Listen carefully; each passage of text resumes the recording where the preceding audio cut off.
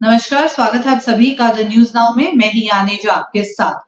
7 अक्टूबर को हमास के द्वारा अटैक किया जाता है इज़राइल के ऊपर और उसके बाद इज़राइल रिटेलिएट कर रहा है और अब ये पूरा प्रोसेस इज़राइल पैलेस्टाइन वॉर जो है वो अपने तीसरे दिन में एंटर कर चुकी है।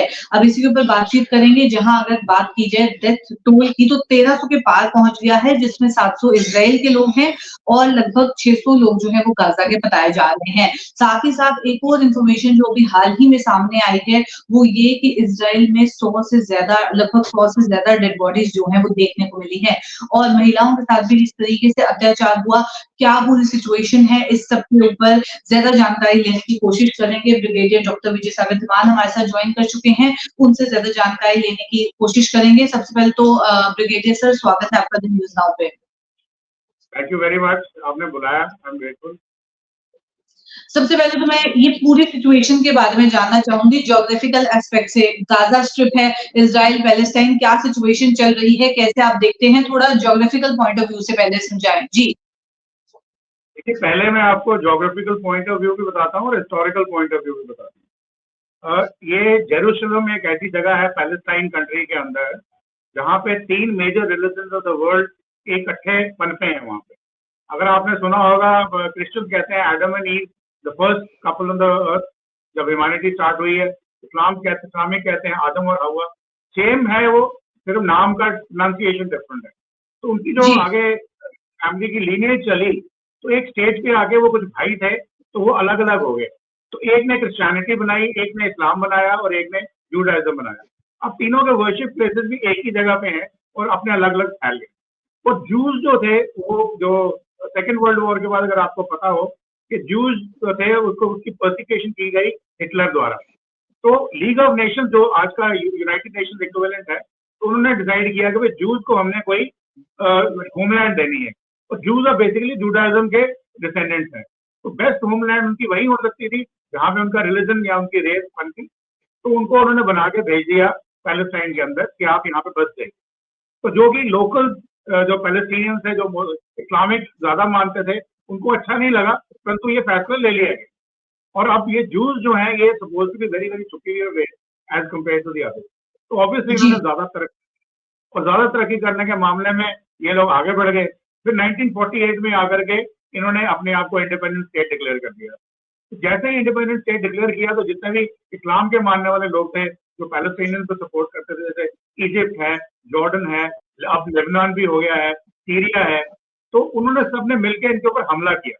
और हमला करने के बाद 1948 में जूस जीत गए और इसराइल एक परमानेंट किस्म की एंटिटी बन गई और यूनाइटेड नेशन ने उसको एक्नॉलेज कर लिया, रिकग्निशन मिल गई।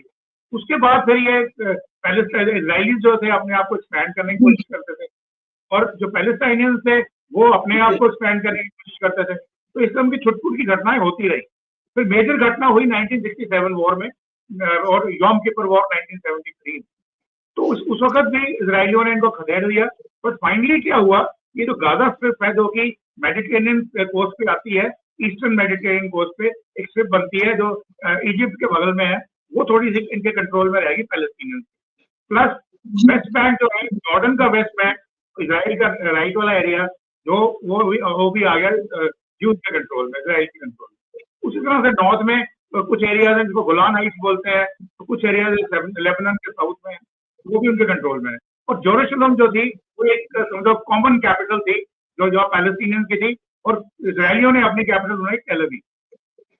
और जी। आपकी जगह जो थी वो तो आपकी जेरूशलम थी, क्योंकि होली प्लेसेस तीनों के वही है और एक साथ है। जैसे बाबरी मस्जिद और राम जन्मभूमि को हम बोलते हैं, या वाराणसी में या मथुरा में हम बोलते हैं मस्जिद और मंदिर साथ साथ हैं, तो ये भी तीनों के ही एक ही कॉम्प्लेक्स में साथ साथ में। तो यहाँ इनकी आपस में झड़पें होती रहती हैं, आपस में एनिमोसिटी है ही है। तो टेररिज्म एक बड़े लंबे चरम पे था, तो अभी तक वो चलता था। फिर इसराइलीज क्या करते थे, सेटलमेंट बनाते थे पैलेस्टीनियन एरियाज में, जो उनको पसंद नहीं आती थी। तो उसी तरह से ये चलता चल रहा था। और यासिर अराफात एक इनके हेड बने, जिन्होंने पैलेस्टीनियन लिबरेशन ऑर्गेनाइजेशन बनाई। और वो टाइम जी। था जब हमारे यहाँ की फॉरेन पॉलिसी के हिसाब से वो सारी की सारी ऑर्गेनाइजेशन जो थी, वो पैलेस्टीनियन को सपोर्ट करती थी, ना कि इसराइल को। But over a period of time things have change. तो अभी हम लोग ज्यादा सपोर्ट करते हैं इसराइल को। तो ये इनकी एनिमोसिटी की वजह है। और अभी आज डे 4 है इस लड़ाई का। सैटरडे मॉर्निंग को क्या हुआ है कि उस वक्त भी एक म्यूजिकल कॉन्सर्ट चल रहा था सदर्न जी इसराइल के अंदर, जहाँ पे लोग एंजॉय कर रहे थे, गाने सुन रहे थे। तो वहां पे एक बड़ा ही कंसर्टेड, कोऑर्डिनेटेड और वेल प्लान अटैक किया गया हमस की साइड से। हमस एक मिलिटेंट ऑर्गेनाइजेशन है जो गाजा स्ट्रिप को कंट्रोल करती है, और गाजा स्ट्रिप जो है वो इजराइल के साउथ वेस्टर्न एरिया में आती है। और वहाँ और जो ईस्टर्न साइड में गोलान हाइट्स और नॉर्दर्न साइड में जो उनकी टेरिटरीज है, वेस्ट बैंक, गोलान हाइट्स और साउथ ऑफ लेबनान, वो कंट्रोल की जाती है हिजबुल्लाह द्वारा। तो ये दो अलग अलग मिलिट्री ऑर्गेनाइजेशन है, और इनकी इसराइल के साथ लड़ाई चलती रहती है। और इसराइली फोर्सेस भी जो हैं, security forces, even the air force, इनके ऊपर स्ट्राइक करती रहती है। और इसराइल अपने जो सेटलमेंट्स हैं वो इन इलाकों में बढ़ाते रहते हैं, जो जिनको ये लोग रेजिस्ट करते हैं। तो ये पूरा झगड़ा था। तो अभी क्या हुआ कि जब ये हुआ तो ये कोऑर्डिनेटेड अटैक किया गया। उन्होंने वो बाई लैंड आए, ऑलमोस्ट 2000 रॉकेट्स एकदम बरसाए गए। उसके बाद वो बाई सी आए और बाई एयर आए, यानी कि हैंड ग्लाइडर के साथ, पैराग्लाइडर के साथ। इस तरह से आकर के उन्होंने जाकर के एक एक जगह जो थी उनके सेटलमेंट की, इजरायली सेटलमेंट की थी, इजरायली सिटीज की थी, वहां कोई आर्मी डिप्लॉयमेंट नहीं थी। बड़े अजूबे की बात है। पुलिस के जो ऑफिसर्स थे उन पर कब्जा कर लिया। फिर एक एक घर में जाकर के इन्होंने लोगों को मारना शुरू किया, उनको अबडक्शन करनी शुरू कर दी, उनको हॉस्टेज लेना शुरू कर दिया। और फिर मारने के बाद वो सड़कों पे आए और मारी हुई बॉडियों को उन्होंने सेलिब्रेट किया, जो आपने सुबह से टेलीविजन पे विजुअल देखे होंगे। कईयों की गर्दनें काट के अलग कर दी, उसको सेलिब्रेट किया। तो इस तरह की जब बात हुई तो दोपहर तक जो उनके प्राइम मिनिस्टर हैं नेतन्याहू, उन्होंने दुनिया भर को डिक्लेयर कर दिया कि it is not a terrorist attack on Israeli, it is a all out war, we are at war. ताकि हम किसी के दुनिया में किसी के दिल में शक ना रहे कि इसराइल क्या कर रहा है, क्योंकि ये इसराइल की कहते हैं ना हाजिर जवाबी थी। जैसे पुतिन ने भी यूक्रेन में जब अटैक किया था तो उन्होंने बोला था ये स्पेशल मिलिट्री ऑपरेशन है, हम कोई इन्वेड नहीं है। तो यहाँ पे जी उन्होंने साफ बोल दिया कि भाई ये वॉर है और हम अभी इनको खत्म करके ही रहेंगे। पहले फेज में हम जितने हमारे इलाके में ये लोग घुसे हुए हैं वहां से निकालेंगे, और सेकंड फेज में हम गाजा को भी कैप्चर करेंगे, वेस्ट बैंक को भी कैप्चर जी करेंगे, भी करेंगे और उनके नामो निशान मिटा देंगे। और उधर से जो उनके हमस के जो हेड थे मोहम्मद दैश, उन्होंने बोला कि अभी तक हम बात करते थे, अभी हम 100% लिबरेशन चाहते हैं। अल अक्सा मास्क जो हमारी है और उसी के नाम से हमने ये ऑपरेशन किया है, और हम यहाँ से यहूदियों को, ज्यूज को, इसराइलियों को पूरी तरह से खदेड़ दें। तो इस तरह से ये आज डे 4 है। इसराइल की तरफ से रिटेलिएशन हो रही है। कहा जा रहा है कि उन्होंने हमस के जितने भी हेडक्वार्टर्स हैं, मेन पॉइंट्स हैं, उनको काफी बर्बाद कर दिया। काफी लोग मारे गए हैं, 1500 के आसपास लोग मारे गए हैं और 3-4 हजार के लोग जख्मी हैं। 100 और लोग जो है अपना उनकी अबडक्शन में है, उनके हॉस्टेजेस हैं। तो अभी क्या है कि इजराइल का अगर प्लान है, जैसे ही इंटरनल सेटलमेंट अपने हमस के लोगों से क्लियर होती है तो हम सीधा इन्वेजन कर देंगे गाजा स्ट्रिप के ऊपर, और पूरा का पूरा बाई आर्मर्ड मनूवर टैंकों के साथ हमला करेंगे। और वो टैंक वहाँ कॉन्सेंट्रेट कर दिए गए हैं और पूरा का पूरा हमस को यहाँ से मिटा दें। जी, एक और चीज़ मैं आपसे समझना चाहूँगी यहाँ पे कि जो अटैक जैसे आपने मेंशन किया कि गाज़ा से बिल्कुल 6 किलोमीटर दूर एक पार्टी चल रही थी, वहाँ पे सबसे पहले मिसाइल्स आई। तो इतने शॉर्ट टाइम पीरियड के अंदर गाज़ा के पास, हमास के पास इतनी ज़्यादा जो डिप्लॉयमेंट हुई, मिसाइल्स वगैरह देखने को मिली, उसको लेके अगर आप थोड़ी जानकारी दें कि कैसे वहाँ तक पहुँची? क्या उसके ऊपर कोई क्वेश्चनिंग हुई उस समय कि वो मिसाइल्स कैसे पहुँची? कैसे उन्होंने वो बनाया? क्योंकि उसके पीछे भी एक बहुत इंटरेस्टिंग सी स्टोरी निकल के आ रही है। जी। देखिए, जो ये बात है इसको कहते हैं इंटेलिजेंस फेलियर। अब इंटेलिजेंस फेलियर के ऊपर क्वेश्चन मार्क ये लगता है कि इजराइल की जो इंटरनल एजेंसी है शिन बेट, वो क्या कर रही थी, मोसाद इंटरनल एजेंसी है वो क्या कर रही थी, और ये दुनिया की वर्ल्ड की बेस्ट एजेंसी अमेरिका की CIA क्या कर रही थी, उनको कैसे पता नहीं चला। और बताया जा रहा था कि ईरान ने सारी इनकी बैकिंग करी है, जो कि फैक्ट भी है। ईरान और इसराइल कट्टर दुश्मन है, वाउड एनिमीज हैं, एक दूसरे को डिस्ट्रॉय करने के लिए कोई कोशिश नहीं छोड़ेंगे। और अमेरिका भी जो चाहता है कि ईरान का न्यूक्लियर जो प्रोग्राम है वो ना बने, उसके लिए उन्होंने उनके साथ पहले JCPOA एक्ट करा।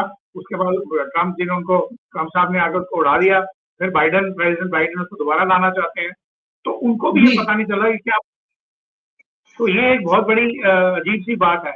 और यहाँ पे अमेरिका की तरफ से बोला जा रहा है कि अमेरिका कभी एक्सेप्ट नहीं करेगा कि ईरान ने उसको किया और उनको पता नहीं चला, क्योंकि अमेरिका ने अभी अभी ईरान के साथ एक डील की जिसमें कुछ अपने हॉस्टेज छुड़वाए थे in lieu of $6 billion worth of assets जो उनके डी फ्रीज किए। तो अगर वो मान जाते हैं कि हमें पता था कि ये हमला करने वाले हैं, ये करने वाले हैं, इसका मतलब इस हमले में वो $6 बिलियन भी यूज हुए हैं, और ये इलेक्शन का टाइम अमेरिका में भी है। और अगर अमेरिकन पब्लिक इसको एक मुद्दा बना लेती जो बनाएगी, तो उसमें उसको लोकल इलेक्टोरल लॉस होगा। तो वो भी डेली डेली कर रहे हैं कि ईरान का हो सकता है, नहीं हो सकता है, परंतु ये सारी दुनिया जानती है कि ये अटैक हुआ है, ये किसी एक्सटर्नल पावर के मदद के बगैर नहीं हो सकता। और ईरान के अलावा जो उंगली जाती है वो येमेन पे जाती है। येमेन बहुत गरीब कंट्री है, क्या मदद करेगा, खुद ही वो हूती रेबेल्स के साथ जूझ रहा है। उसके बाद अगर आप आते हैं कतर की बात करते हैं, कतर मीडिएशन की बात कर रहा है, कुवैत की बात हो सकती है, या फिर जॉर्डन की बात हो सकती है, सीरिया की बात हो सकती है, लेबनान की बात हो सकती है। जो मिलिटेंट ऑर्गेनाइजेशन इस इलाके में है, जैसे हिजबुल्लाह है, हिजबुल्लाह तो ऑलरेडी इनके सपोर्ट में आ गया है, उन्होंने इसराइल के ऊपर हमला करना शुरू कर दिया है, और इसराइली फोर्सेस इस वक्त टू फ्रंट वॉर पे ऑलरेडी हैं। परंतु सीरिया के अंदर जो है ISIS वाले लोग हैं, या अलकायदा वाले लोग हैं, या फिर IS खुरासान वाले लोग हैं, वो भी अभी इनको ज्वाइन करेंगे कि नहीं करेंगे, ये देखना हमने। तो ये एक किस्म का इंटेलिजेंस फेलियर है, कहाँ से आया। अभी कुछ लोग उसको अगर जानते भी हैं तो अपने इंटरेस्ट की वजह से, अमेरिका अगर हो नहीं सकता कि अमेरिका को पता ना हो, ये भी नहीं हो सकता कि इसराइली इंटेलिजेंसीज भी को ना पता हो। तो अगर ये बात है तो इसके पीछे क्या रीजन? एक रीजन मैंने आपको अमेरिकन डिप्लोमेटिक पॉलिटिक्स, लोकल अपना डोमेस्टिक पॉलिटिक्स के बारे में बता दिया। उसी तरह से नेतन्याहू जो है, देखिए ये बड़े लंबे समय से प्रधानमंत्री थे, और पिछले 3 साल में यहाँ पे 4 बार इलेक्शन हो चुकी है, कोई भी क्लियर मेजोरिटी में नहीं आया। और अभी भी जो नेतन्याहू ने 5वीं गवर्नमेंट बनाई है, वो भी क्लियर गवर्नमेंट नहीं है, मेजोरिटी गवर्नमेंट नहीं है, माइनॉरिटी गवर्नमेंट है।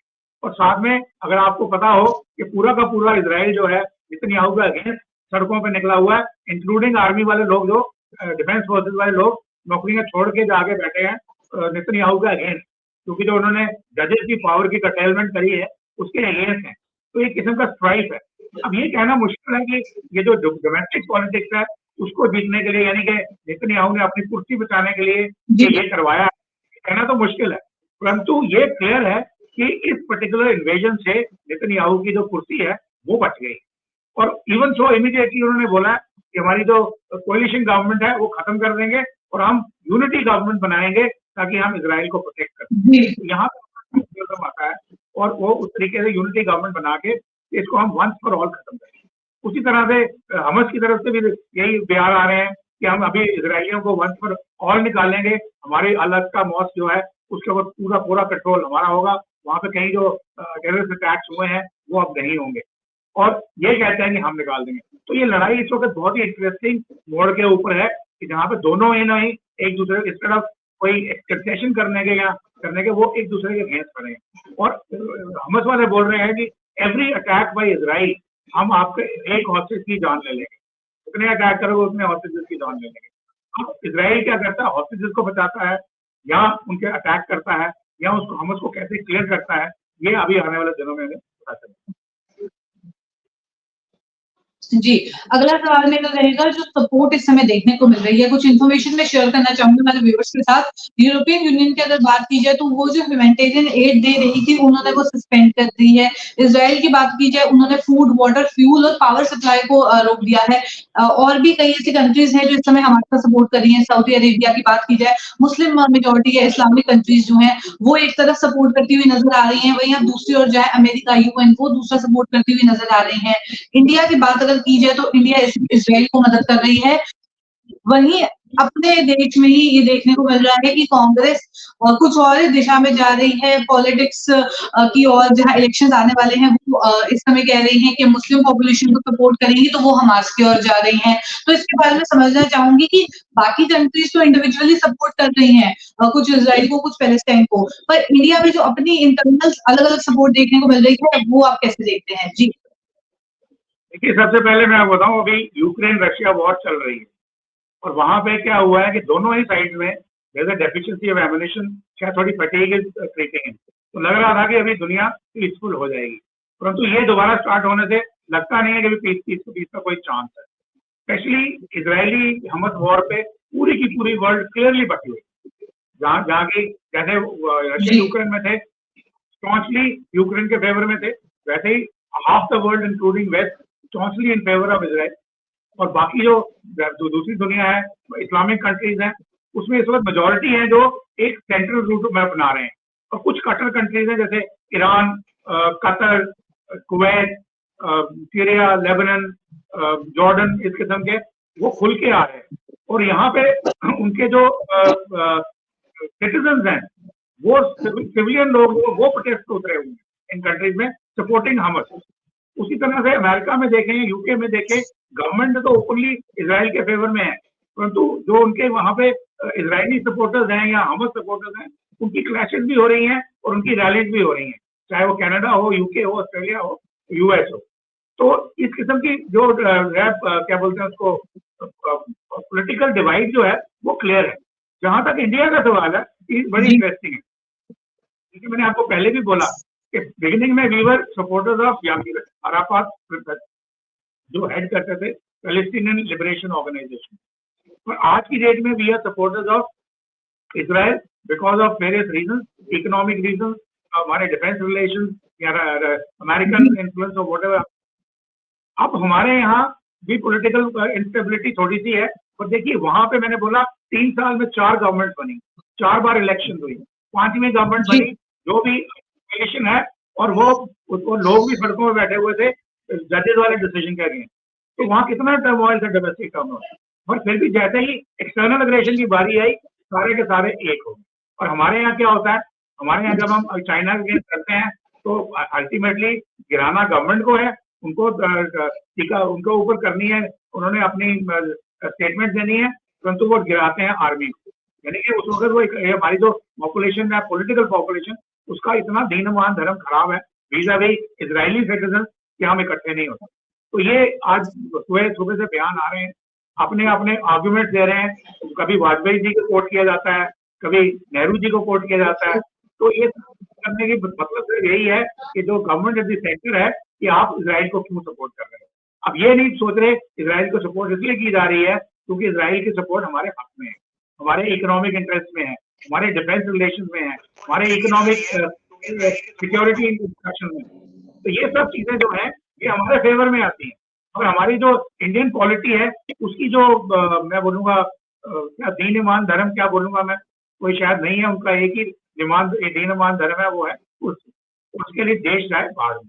तो मेरी रिएक्शन है इन लोगों के यही।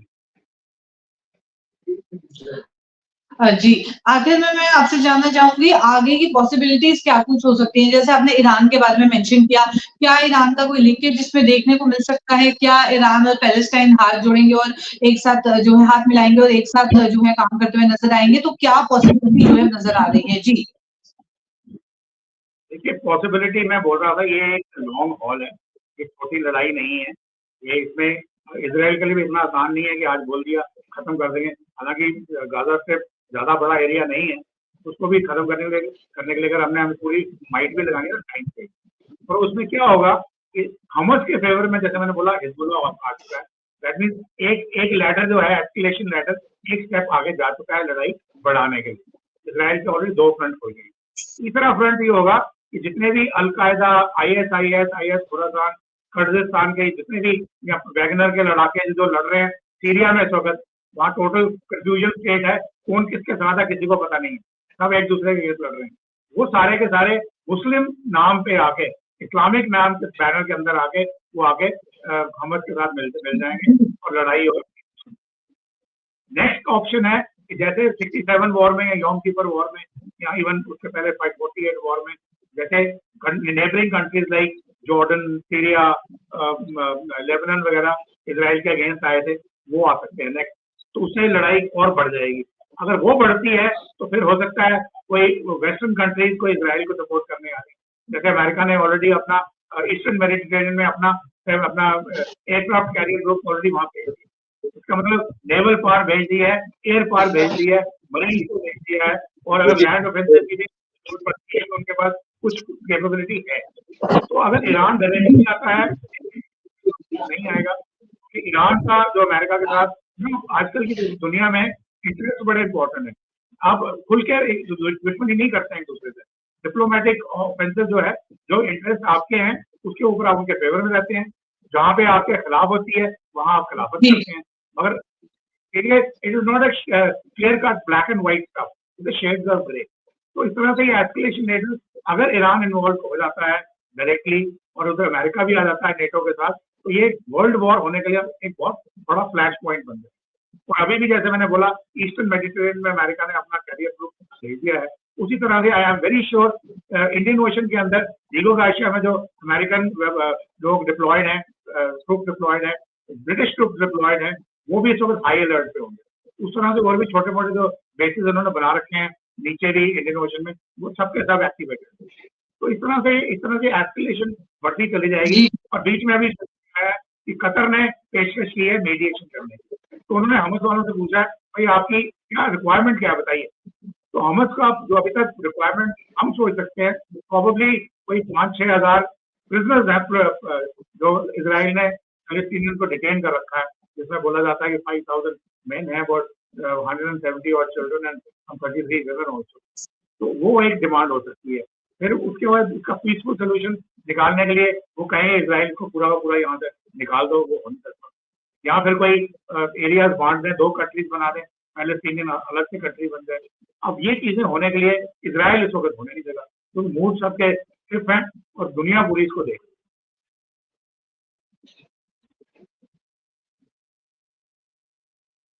हाँ जी, हाल ही में पैलेस्टाइन की ओर से भी ये स्टेटमेंट आई है, उन्होंने कहा है कि वो चाहते हैं कि इंडिया जो है इंटरवीन करे पूरे मामले में। ये रीसेंट स्टेटमेंट जो है पैलेस्टाइन की ओर से आई है, तो इसको कैसे देखते हैं आप? देखिए ये स्टेटमेंट आ सकती है क्योंकि जब तक यासिर अराफात जिंदा थे तो उनके हमारे साथ रिलेशन अच्छे हुए। उसके बाद में जो आई हैं वहाँ पे गवर्नमेंट आई हैं, वो वहाँ पे शिफ्ट हुई। अब इंडिया में क्या है कि इंडिया में मुस्लिम पॉपुलेशन भी काफी ज्यादा है, वो चाहते हैं कि आप हमारी सपोर्ट करें। बट ओवरऑल इंटरेस्ट देखते हुए मेरे ख्याल में जो हमारी मिनिस्ट्री ऑफ एक्सटर्नल अफेयर्स है वो एक डिप्लोमेटिक स्टैंड लेगी, जैसे हमने यूक्रेन में किया। हमने दोनों साइड में किसी के खुल के अगेंस्ट नहीं बोला, हमने बोला हम न्यूट्रल हैं और हम पीस चाहते हैं। हम चाहते हैं कि नेगोशिएशन करके आप नेगोशिएशन टेबल पे आइए, और अगर आपको पैलेस्टाइन कंट्री चाहिए तो किन शर्तों के साथ चाहिए वो सब हम कर सकते हैं, जो पहल कतर कर चुका है और अभी तक उसको कोई रिस्पॉन्स आए, क्योंकि अभी डे 4 है और सबके पास एमिनेशन है, जोश है।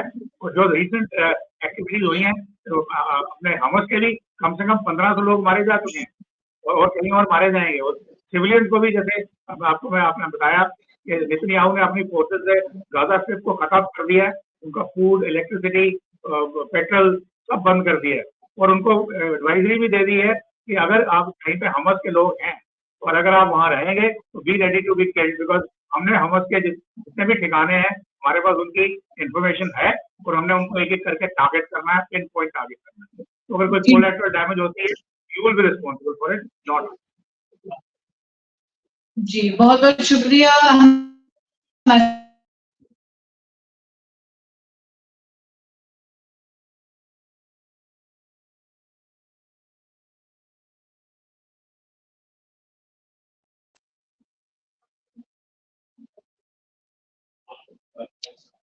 तो ये थे ब्रिगेडियर डॉक्टर विजय सागर धीमान हमारे साथ, जिन्होंने हमें जानकारी दी कि किस तरीके से जो इस समय इजराइल और पैलेस्टाइन की सिचुएशन बनी हुई है, तीसरे दिन आज वॉर जो है तीसरे दिन में एंटर कर चुकी है। क्या कुछ आगे इसमें देखने को मिल सकता है, क्या पॉसिबिलिटीज हैं, इस सब के बारे में जानकारी लेने की हमने कोशिश की। तो चलिए फिलहाल के अंत में इतना ही। ऐसे कॉन्वर्सेशन लेके आपके साथ फिर मुलाकात करूंगी। अभी के लिए दीजिए इजाजत, नमस्कार।